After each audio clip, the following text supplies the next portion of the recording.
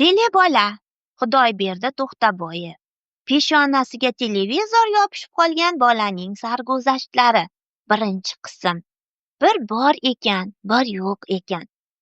Qadim zamonlarda emas, o'zimizning shu kunlarda go'zal Farg'ona tomonda, undan ham go'zal Tagob qishlog'ida Omonboy degan bola yasharkan.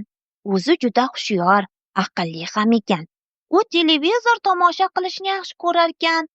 Har kuni 10 soat televizor tomosha qilmasa, ham oyog'i, ham tomog'i og'rib qolarkan.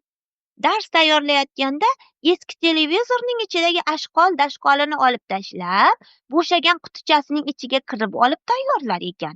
Shunday qilmasa, miyasiga hech narsa kirmas ekan. O'sha kuni Omonboyning maktabga borgisi kelmabdi. Yo'q, borgisi ham bor ekan-u, dars tayyorlamagan ekan.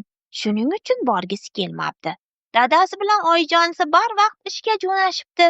Keta turib oyijonisi: "Jon o'g'lim, avval qaymoq bilan nonushta qilgin, keyin echkingga xashak solgin, keyin tovuqlaringni katakka qamab qo'ygin. So'ng maktabga keta turib kalitni Xosiyat xolangga berib ketgin", degan ekan. Omonboy hech qaysini bajarmabdi. Yo'q, bajarmoqchi ekan-u, ularni bajargani ketsam, televizordagi qiziq tomoshalar o'tib ketib qoladi, deb qo'rqibdi. To'g'rida, qiziq tomoshalar o'tib ketib qolsa, hammaga ham alam qiladi-da. Katta televizor uyda, dadajonisi dalada suv quyganda ko'rib yurarman deb olib kelgan kichkina televizorcha ayvonda, xontaxtaning ustida ekan.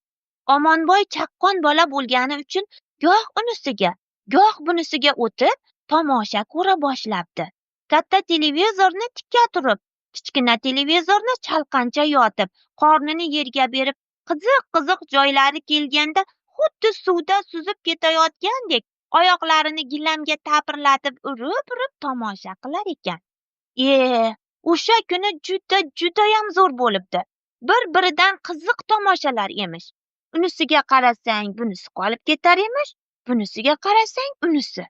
Kun botay deganda Omonboyning boshi aylanib, ko'zi tinib, qulog'idan g'alati ovozlar eshitilarmish.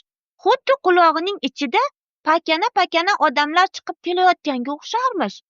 Keyin sehrli voqea yuz beribdi. Ha, chinakam sehrli hamda sirli emish. Xontaxta ustida turgan televizorcha pastga tushib, Omonboy tomonga qarab surilib kelayotgan emish. Uning odamga o'xshash boshi, javdirab turgan ko'zi, shalpang quloqlari ham bor emish. Surilib kelib, Omonboyning peshonasiga chippa yopishib qolibdi.